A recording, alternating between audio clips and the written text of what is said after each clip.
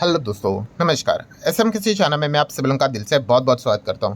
दोस्तों, इस वीडियो में हम लोग बात करने वाले काफ़ी एक इंपॉर्टेंट एंड इंटरेस्टिंग टॉपिक के बारे में। एंड नो डाउट ये जो टॉपिक है, इस चीज़ के चलते बजट भी काफ़ी ज़्यादा हम लोग को इंटरेस्टिंग बनते हुए देखने को मिलने वाला है।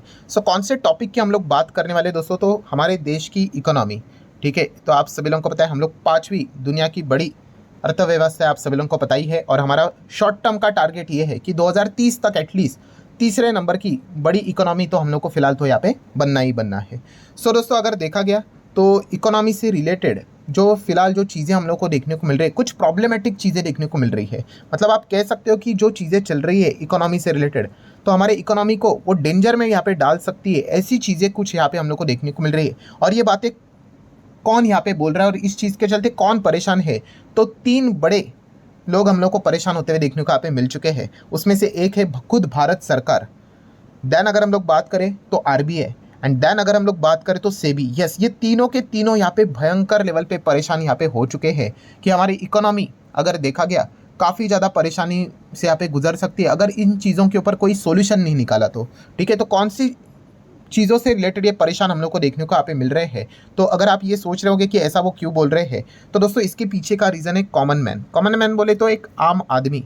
आम आदमी की अगर हम लोग यहाँ पे बात करेंगे दोस्तों, तो यहाँ पे आम आदमी अगर कोई भी पैसा कमाता है तो वह पैसा क्या करता है, तो ऑब्वियसली उस पैसे को सेव करता है। ठीक है, एंड सेव की अगर हम लोग यहाँ पे बात करें दोस्तों, तो आप सभी लोगों को पता है वो कहाँ पे सेव करता है, बैंक में सेव करता है। तो दोस्तों फिलहाल जिस प्रकार के रिपोर्ट्स यहाँ पे निकल कर आ रहे हैं, ये लगातार यहाँ पे चीज़ें सामने आ रही है कि आम आदमी की जो सेविंग है करंट लेवल पे जो यहाँ पे चल रही है, लगातार ड्रॉप डाउन होते हुए देखने को मिल रही है, लगातार कम होते हुए देखने को यहाँ पे मिल रही है। ठीक है, और इसी से रिलेटेड बातें आरबीआई ने सामने यहाँ पे रखी हुई है। आरबीआई ने सामने रखी हुई मतलब क्या, कि जैसे कि आपको पता है आरबीआई बैंक का रेगुलेटर है और इनके पास काफ़ी सारा डेटा होता है। तो उन्होंने यही बताया है कि बैंक्स में जो सेविंग होती है, आइदर सेविंग डिपॉजिट्स में जाती है या फिर रिकरिंग डिपॉजिट में होती है, करंट डिपॉजिट में होती है या फिर फिक्स डिपॉजिट में होती है। तो यहाँ पे पैसा जाता है और ये जितने भी डिपॉजिट्स हम लोग को देखने को मिल रहे हैं, ठीक है, सब में हम लोगों को जो परफॉर्मेंस है वो लोअर लेवल पे चलते हुए देखने को मिल रहा है। बीच में हम लोगों ने तो काफ़ी सारे बैंक्स के रिपोर्ट्स Q1 के अपडेट्स भी देखे थे कि उन्होंने कासा रेशो में वहाँ पे गिरावट हम लोग को देखने को मिली है। उससे रिलेटेड कंसर्न उन्होंने जताया था। ठीक है, कासा रेशो बोले तो करंट अकाउंट, सेविंग अकाउंट, जो कि उनके लिए सबसे इंपॉर्टेंट रहता है कि कम ब्याज के ऊपर उनको यहाँ पे इंटरेस्ट मतलब देना पड़ता है और उनको पैसे मिल जाते हैं और वो फॉरवर्ड क्या कर देते हैं, लोन को बड़े ब्याज के ऊपर दे देते हैं और इंटरेस्ट इनकम कमा लेते हैं। यहाँ पे यही सबसे बड़ी प्रॉब्लम बनती हुई देखने को मिल चुकी है कि सेविंग, रिकरिंग, करंट, फिक्स जितने भी हैं, ठीक है, जो अपने प्रीवियस रिकॉर्ड हुआ करता था सेविंग का, उससे काफ़ी लोअर लेवल पे चलते हुए देखने को मिल रहे हैं। एंड इसी चीज़ के चलते बैंक परेशान है कि उनको आने वाले समय में लिक्विडिटी का सामना करना यहाँ पे पड़ सकता है। ठीक है, लिक्विडिटी का सामना करना पड़ सकता है मतलब क्या, बैंक का बिजनेस क्या होता है, जैसे आपको बताया कि हम जो पैसा बैंक में रखते हैं, ठीक है, मान लो मैंने 1 करोड़ बैंक में रख दिया, तो उससे रिलेटेड अलग अलग टाइप के डिपॉजिट्स होते हैं। मान लो चलो मैंने सेविंग में रख दिया, बैंक मुझे कितना देगा, 2.5% देगा, चलो 3% देगा। ठीक है, बट वो 1 करोड़ क्या करेगा, वो थोड़ी ना खुद के पास रखता है। वो 1 करोड़ को लोन फॉर्म में दे सकता है या फिर खुद भी मार्केट में वो इन्वेस्ट कर लेते हैं और कुछ भी करके ज़्यादा रिटर्न्स कमाने की कोशिश करेंगे। मान लो उन्होंने 10% कमाया और हमें कितना यहाँ पे वो इंटरेस्ट दे रहे हैं, 3%, तो बीच में गैप कितना बचा, ऑब्वियसली 7% का। तो वो 7% उनके लिए क्या हो गया, नेट इंटरेस्ट इनकम। ठीक है, वही तो उनकी बैंक की मेजर कमाई होती है कि कम ब्याज के ऊपर पैसा लेना और ज़्यादा ब्याज के ऊपर सामने वाले को पैसा देना और बीच का इंटरेस्ट उनका इनकम होता है। बट अगर उनको कम ब्याज के ऊपर अगर पैसा ही ना मिले तो फिर वो आगे लोन के फॉर्म में देंगे क्या। और यही सबसे बड़ी दिक्कत अभी बैंक्स में हम लोग को देखने को मिल रही है, क्योंकि उनके लिए सबसे आसान तरीका अगर कोई कम ब्याज के ऊपर पैसा लेने वाला अगर होता है, वो कॉमन मैन के ही सेविंग्स रहते हैं। बाकी और से भी वो फंडिंग उठा सकते हैं अलग अलग वे से, बट वहाँ पे उनको ज़्यादा ब्याज देना पड़ेगा और अगर ज़्यादा ब्याज देना पड़ेगा तो जो गैप बचता है नेट इंटरेस्ट इनकम का, वो काफ़ी कम हो जाता है। और यही सबसे बड़ी परेशानी काफ़ी सारी बैंक्स यहाँ पे बन चुकी है, जो कि आरबीआई ने अपना कंसर्न यहाँ पे जताया है। और यही कंसर्न की अगर हम लोग यहाँ पे बात करें दोस्तों, तो सेबी ने भी जताया है। अभी सेबी बैंक के बारे में तो नहीं जानता है, बट सेबी शेयर मार्केट के हिसाब से जानता है। और सेबी ने यहाँ पे बताया कि फंड का इन्फ्लो जिस प्रकार से बाजार में यहाँ पे अंधाधुंध आते जा रहा है, इतिहास में इस प्रकार का इन्फ्लो हम लोगों ने कभी नहीं देखा है। और इन्फ्लो की बात करें तो देखिए, मार्केट काफ़ी वाइड है, काफ़ी ब्रॉड है, अलग अलग चीज़ें देखने को मिल जाती है। जैसे कि उन्होंने कहा कि देखिए म्यूचुअल फंड में पैसा आ रहा है। ठीक है, म्यूचुअल फंड की अगर हम लोग बात करें तो आप देख सकते हो SIP 21,000 करोड़ से ज़्यादा की SIP आ गई जून मंथ में। अगर मैं आप लोगों को डेटा दिखा दूँ 5 साल पहले का जो SIP हुआ करता था, आप देखो कितना हुआ करता था, एक महीने में 3,000 करोड़ हुआ करता था रफली। और अभी की अगर हम लोग बात करें तो आप देख सकते हो कितना हो रहा है जून में 21,000 करोड़। कहाँ पे, एक ज़माने में 3,000 करोड़ और अभी 21,000 करोड़, 7 गुना यहाँ पे हम लोग को जंप एसआईपी में देखने को मिल रही है। चलो ये कोई बुरी बात नहीं, एसआईपी में तो पैसा जा रहा है करके, चलो ये भी ठीक है, एक आध बार के लिए हम लोग इसको भी मान लेंगे, ठीक है। अगर आप एयूएम भी देखोगे म्यूचुअल फंड का तो वो भी आप देख सकते हो 60 लाख करोड़ तक जाते हुए देखने को मिल चुका है। लगातार पैसे आते ही जा रहे, आते ही जा रहे, आते ही जा रहे हैं, जो कि एक ज़माने में 5 लाख करोड़ के आसपास हुआ करता था, ठीक है। लगातार बढ़ते बढ़ते फिर 20 लाख करोड़ हो गया, फिर 60 लाख करोड़ हो गया। और यही अगर हम लोग इकरा की रिपोर्ट की अगर हम लोग बात करें तो इकरा ने तो ये तक कहा है कि आने वाले 2-3 साल के भीतर भीतर यही एयूएम म्यूचुअल फंड इंडस्ट्री का, इंडियन म्यूचुअल फंड इंडस्ट्री का 100 लाख करोड़ के भी पार यहाँ पे जाने वाला है। जिस हिसाब से हम लोग को ग्रोथ देखने को मिले, ग्रोथ परसेंटेज अगर हम लोग निकाल कर देखेंगे एयूएम के हिसाब से तो भाई 100% से ज़्यादा 150% की जंप देखने को मिल रही है। इस प्रकार का परफॉर्मेंस नजर आ रहा है, इस प्रकार का इन्फ्लो यहाँ पे आ रहा है। मतलब बेसिकली अगर हम लोग बात करें तो हम ऐसा कह सकते हैं कि आरबीआई की ओर से जो पैसा यहाँ पे सेव नहीं हो रहा है वो पैसा कहीं तो जा रहा है। और इसको लिंक अगर किया जाए तो यही बोला जा रहा है कि शायद से मार्केट में ही आ रहा है करके, तो उसमें एक बात बोली जा रही है कि म्यूचुअल फंड में आ रहा है। चलो ये भी एक बात एक हद तक ठीक है। देन अगर हम लोग बात करें, एक और ऑप्शन होता है लॉन्ग टर्म इन्वेस्टमेंट। मतलब मान लो कोई खुद से ही डायरेक्ट इन्वेस्ट करता होगा, तो खुद से इन्वेस्ट करने वाले भी अलग अलग टाइप के हेजिंग बेजिंग भी करते हैं, ये चीज़ें भी रहती है। तो उससे हिसाब से भी सेबी ने एक रिकॉर्ड भी यहाँ पे निकाला है कि चलो उस हिसाब से अगर हम लोग कैलकुलेट करके भी देखें, पूरा राउंडेड फिगर पकड़ कर चलते तो कितना आ रहा है पता है, 27 लाख करोड़। कितना, 27 लाख करोड़। लॉन्ग टर्म के हिसाब से अगर हम लोग एफएनओ के हिसाब से अगर हम लोग चीज़ों को देखें तो यूजुअली उसी के हिसाब से रहता है, वो भी कोई प्रॉब्लम नहीं है।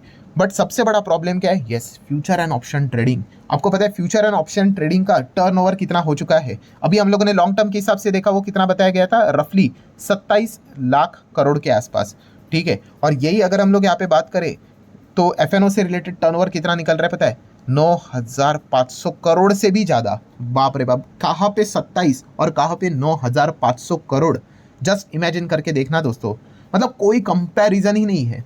इस लेवल पे हम लोग को एफएनओ ट्रेडिंग में टर्नओवर आते हुए देखने को मिल रहा है, ठीक है। एंड सबसे बड़ा इसके बाद का भी प्रॉब्लम क्या है दोस्तों, प्रॉब्लम यह है कि फ्यूचर एंड ऑप्शन की अगर हम लोग बात करें, सेबी के पास तो पूरा डेटा रहता है। उन्होंने बताया कि 90% लोग जो ट्रेडर रहते हैं वो नेट लॉस में चलते हैं फ्यूचर एंड ऑप्शन में, ठीक है। मतलब अगर आप 10 लोगों ट्रेडिंग करते होंगे फ्यूचर एंड ऑप्शन में तो 9 लोग अपना पैसा गंवाते हैं, सिर्फ एक कोई तो कमाता होगा और वो भी बड़े प्लेयर्स होते हैं, ठीक है। तो ये सबसे बड़ा प्रॉब्लम देखने को मिल रहा है। एंड ये रिटेल ट्रेडर से रिलेटेड ही बात फिलहाल तो उन्होंने यहाँ पे बता के रखी हुई है कि इतना हेवी लेवल का वो मतलब ट्रांजैक्शन करते 1.11 लाख करोड़ के आसपास। एंड एवरेज लॉस अगर आप देखोगे तो इतना वो करते जा रहे हैं। फ्यूचर एंड ऑप्शन कैसे होता है, जीरो सम गेम रहता है। मतलब अगर आप खो रहे हो तो दूसरा कोई ना कोई तो कमा रहा है, मतलब किसी के पॉकेट में जा रहा है, और ये पॉकेट में जाने वाला पैसा हमेशा बड़े प्लेयर्स के पास ही यहाँ पे चला जाता है। और यही सबसे बड़ा सरदर्द सेबी का यहाँ पे बन चुका है कि चलो ऐसी बात नहीं कि आरबीआई की ओर से पैसा मतलब सेविंग से निकल रहा है तो म्यूचुअल फंड में जा रहा है या फिर लोग खुद से लॉन्ग टर्म में कर रहे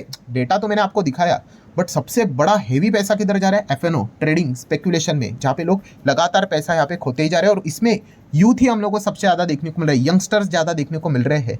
बीच में डेटा भी आया था 30 के उम्र से कम लोग कितने सारे शेयर बाजार में हम लोग को आते हुए देखने को यहाँ पे मिल चुके हैं, ठीक है। अगेन कह रहा हूँ, वो इन्वेस्टमेंट करेंगे, म्यूचुअल फंड में जाएंगे, अच्छे इसमें जाएंगे, कोई दिक्कत की बात नहीं, बट नहीं जाते वो लोग, ठीक है। क्योंकि एक साइकोलॉजी है ना कि आप अपने आप को भी असेस करके देखो। मैं खुद को असेस करके देख लेता हूँ, चेक करके देखता हूँ कि जब मैंने पहले डीमैट अकाउंट खोला था तो क्या मेरी शुरुआत इन्वेस्टमेंट से ही हुई थी? नहीं, मैंने भी ट्रेडिंग ही स्टार्ट की थी, ठीक है। और पर तभी तो सोशल मीडिया ये कुछ भी नहीं था। अभी तो सोशल मीडिया ऐसा स्टार्ट हो चुका है, आपको गाड़ियाँ दिखाते हैं, बंगले दिखाते हैं, ठीक है। आपको एकदम ही मतलब ऐसे फैशनेबल लाइफस्टाइल दिखाते हैं कि आप 4-5 साल में ही, 4-5 साल भी कौन सुनता है यहाँ पे, उनको तो 4-5 दिन में ही करोड़पति बनना होता है। और इसीलिए वो एफएनओ में चले जाते हैं और पूरा पैसा बर्बाद कर देते हैं। और सबसे डरावनी बात कौन सी है और बुरी बात कौन सी है कि जो एक यंगस्टर होता है, यूथ होता है भाई, जो एक कॉलेज में भाई, उसके पास 10 लाख किधर से आ गया, 5 लाख किधर से आ गया, 15 लाख किधर से आ गया, मतलब क्या वो अपने पेरेंट्स का पैसा उड़ा रहे हैं भाई, ठीक है। ये सबसे बड़ा डेंजरस पॉइंट हम लोग को देखने को यहाँ पे मिल रहा है। एंड इसी चीज़ को लेकर सेबी भी परेशान है, आरबीआई भी परेशान है और सरकार भी परेशान है कि इसको कैसे रोका जाए करके। क्योंकि अगर ये देखा गया तो हमारे इकोनॉमी के लिए काफ़ी ज़्यादा खतरनाक चीज़ साबित यहाँ पे हो रही है। ये भी सेबी ने बात बताने की कोशिश की है। सो कंक्लूजन यही निकल कर आ रहा है दोस्तों कि इन चीज़ों को मतलब अगेन कहना चाहूँगा, जिस हिसाब से टर्नओवर एफएनओ में जो देखने को मिल रहा है, ठीक है, उस हिसाब से अगर देखा गया तो इंडियन इकोनॉमी यहाँ पे ऐसे ही अगर चलता रहा, इसको अगर रोका नहीं तो काफ़ी ज़्यादा खतरे में आ सकती है। ऐसा सेबी का भी यहाँ पे मानना हम लोग को देखने को मिला। आप चाहो तो गूगल करके देख सकते हो, उन्होंने पॉइंट सामने यहाँ पे रखे हुए हैं। सो व्हाट नेक्स्ट, अभी आगे क्या हो सकता है, इस चीज़ का, इस प्रॉब्लम का सोल्यूशन क्या है। तो बेसिकली इसी सोल्यूशन, प्रॉब्लम का सोल्यूशन के लिए यहाँ पे बजट और भी ज़्यादा इंटरेस्टिंग यहाँ पे बन सकता है। मतलब अगर एफएनओ से रिलेटेड चीज़ों को अगर यहाँ पे रोकना है, ठीक है, तो इसीलिए यहाँ पे क्या किया जा सकता है, दो सॉल्यूशन यहाँ पे लाए जा सकते हैं। एफएनओ के ऊपर हेवी टैक्स की बातें जो यहाँ पे की जा रही है शायद से सच भी हो जाए, देखने वाली बात होगी ऐसा होता है क्या, ठीक है। तो इसके चलते क्या हो जाएगा, लोग क्या करेंगे, नहीं अपना पैसा सेविंग में ही रखेंगे, ऐसा हो सकता है करके। या फिर एफएनओ से रिलेटेड जो एंट्री बैरियर है वो काफ़ी टफ हो सकती है। हाँ, ये पॉइंट तो बजट में नहीं होगा, बट सेबी शायद से ये चीज़ कर सकते हैं, जो कि बोला जा रहा है कि 5 लाख का मिनिमम कॉन्ट्रैक्ट होता है, उसको सीधा 25 से 30 लाख तक वो एक्सटेंड कर देंगे। तो शायद उनके लिए मुश्किल हो जाएगी एंट्री करना एक रिटेल ट्रेडर के लिए। ये पॉइंट फिलहाल तो बोला जा रहा है, 7 पॉइंट में से ये एक पॉइंट है।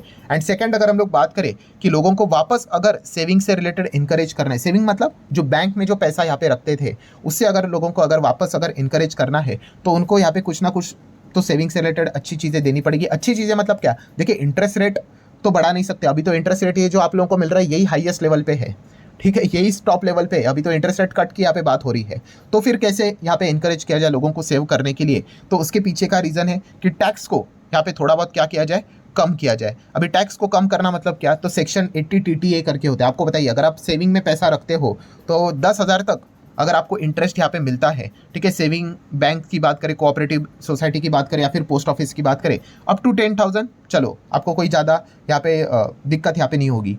बट उसके बाद आपको टैक्स देना पड़ता है। तो ये जो अमाउंट है 10,000 का, शायद से इस बजट में सेक्शन 80 टीटीए से रिलेटेड इसको 50,000 किया जा सकता है, ऐसी बातें बोली जा रही है। अब ये होगा नहीं होगा वो तो 23 तारीख को पता चलेगा। सो अगर ऐसा होता है तो क्या पता लोग अपना पैसा सेविंग में रख दे, ठीक है। तो इस चीज़ के चलते उनको जो टैक्स यहाँ पे लगता था 10,000 के ऊपर वो शायद से यहाँ पे ना लगे, तो इस चीज़ के चलते वो ज़्यादा सेव करे। इस चीज़ के चलते उनका पैसा भी बैंक में सेव हो जाएगा और बैंक को जो लिक्विडिटी चाहिए थी कुछ हद तक वापस उनको यहाँ पे मिल सकती है। तो ये भी एक तीर से दो निशाने सरकार शायद से यहाँ पे बजट में मार सकती है। इसकी भी पॉसिबिलिटी फिलहाल तो देखने को यहाँ पे मिल रही है। सो अगेन फाइनल कंक्लूजन यही निकल कर आ रहा है दोस्तों कि सेबी, आरबीआई, गवर्नमेंट तीनों यहाँ पे परेशान है कि कैसे यहाँ पे इस प्रकार की जो चीज़ें यहाँ पे चल रही है कि लोग जो पैसा सेव यहाँ पे कर रहे हैं वो यहाँ पे हम लोग को शेयर मार्केट में आते हुए देखने को। अगेन कह रहा हूँ दोस्तों, शेयर मार्केट में जो पैसा म्यूचुअल फंड में जा रहा है कोई दिक्कत की बात नहीं। हाँ, वहाँ पे भी एक दिक्कत कौन सी है कि काफ़ी सारे लोग मिड कैप स्मॉल कैप में बस पास्ट रिटर्न को देखकर अंधाधुंध पैसा लगा रहे, वो एक कंसर्न हो सकता है। इससे रिलेटेड सेबी ने बीच में एक पॉइंट सामने यहाँ पे रखा हुआ था,